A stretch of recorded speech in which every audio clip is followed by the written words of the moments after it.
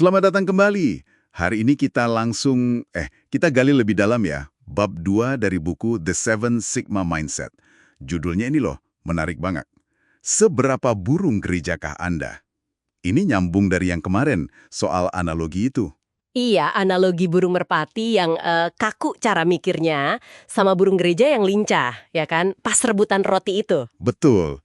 Nah, jadi misi kita sekarang nih, pakai beberapa teka-teki dari bab ini buat ngaca lah istilahnya.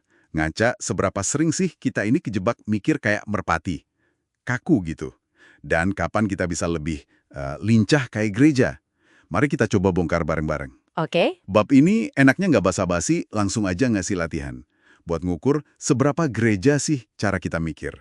Terutama buat nemuin solusi-solusi baru gitu. Iya, latihan ini tujuannya memang buat ngebongkar asumsi-asumsi tersembunyi yang seringkali tanpa sadar malah ngebatasin kita. Contoh yang paling terkenal ya, itu teka-teki 9 lingkaran. Pasti pada pernah lihat lah ya, 9 lingkaran disusun 3x3 gitu. Oh iya, yang itu. Pernah coba kayaknya? Nah, tantangannya kan, hubungkan semua lingkaran itu pakai garis lurus, sesedikit mungkin, tanpa angkat pensil. Kebanyakan orang, termasuk saya dulu kayaknya, nemunya 5 garis. Udah ngerasa, wah efisien nih. Tapi, bener nggak sih itu yang paling sedikit? Di situ mulai mikirnya. Tepat. Dan serunya, ini bukan soal pinter atau nggak pinter, bukan IQ. Tapi soal asumsi yang kita bawa tanpa sadar. Asumsi yang paling umum apa coba? Biasanya, kita mikir garisnya nggak boleh keluar dari kotak bayangan yang dibentuk lingkaran-lingkaran itu. Ah, iya, itu dia. Kayak ada batas nggak kelihatan yang kita bikin sendiri ya. Padahal di instruksinya nggak ada larangan itu. Persis. Atau asumsi lain, kita mikir ini masalahnya cuma di kertas, 2 dimensi aja. Padahal kalau kita berani keluar dari kotak tadi, muncul solusi 4 garis. Wah, jadi asumsi itu kayak pagar gaib ya, yang kita bangun sendiri.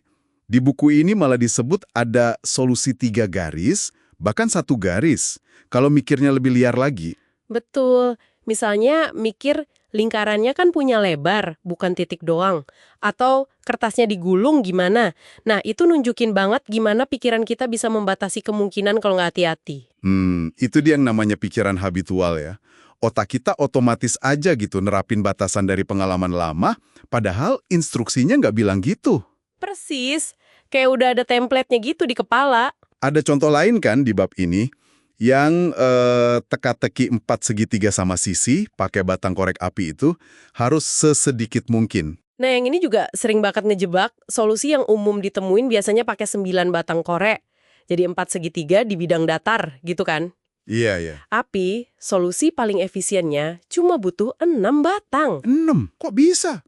Jauh banget dari 9. Kuncinya, lagi-lagi asumsi. Kita sering banget kejebak mikir ini masalah 2 dimensi. Padahal solusi 6 batang itu membentuk piramida.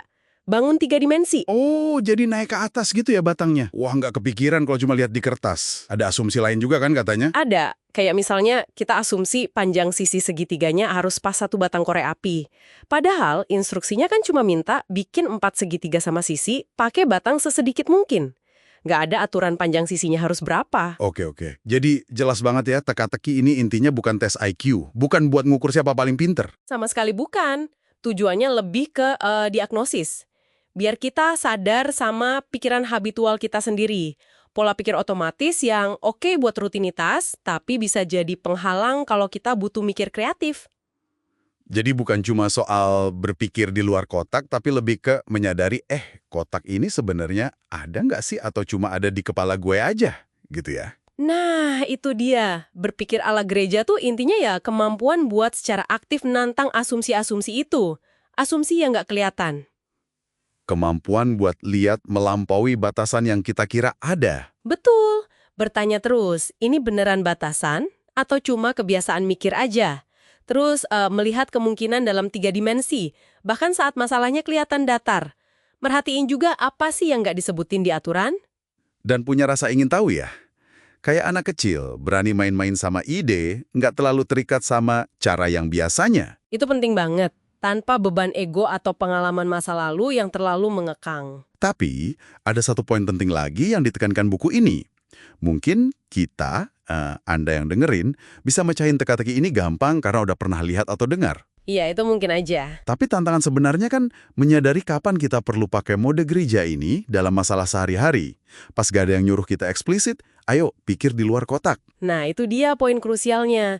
Bisa nggak kita mengidentifikasi situasi di dunia nyata, di kerjaan atau di rumah, di mana solusi standar, solusi ala merpati, itu udah mah cukup. Terus, secara sadar, kita pindah gigi ke mode eksplorasi ala gereja. Memindahkan kesadaran dari teka-teki ke kehidupan nyata, itu tantangannya. Karena otak kita kan sukanya yang efisien, yang pakai pola habitual. Jadi, latihan-latihan di bab 2 ini kayak semacam latihan beban lah ya, buat otot mental kita, biar lebih peka, ngenalin asumsi kita sendiri, asumsi yang mungkin udah nggak relevan lagi sama tantangan sekarang. Bisa dibilang gitu. Nah, mungkin ada pertanyaan nih buat Anda renungkan. Coba ingat-ingat, dalam pekerjaan atau mungkin keputusan penting baru-baru ini deh, ada nggak sih asumsi yang nggak terucap? Mungkin soal batasan sumber daya, atau cara kerja tim, atau definisi sukses menurut Anda, yang tanpa sadar Anda terima gitu aja. Padahal sebenarnya bisa dipertanyakan lagi. Menarik tuh pertanyaannya. Bab ini kan nanya seberapa burung gerejakah Anda? Tapi setelah lihat jebakan asumsi ini, mungkin pertanyaan lanjutannya jadi lebih dalam ya. Kotak tak terlihat apa atau dimensi apa sih yang tanpa sadar lagi Anda abaikan dalam tantangan terbesar Anda saat ini? Dan apa ya kira-kira yang bakal terjadi kalau Anda mulai mempertanyakan keberadaan kotak atau dimensi itu? Sesuatu untuk direnungkan. Oke, itu dia pembahasan kita untuk bab 2 ini. Semoga ada yang bisa diambil ya. Sampai jumpa di pembahasan kita berikutnya.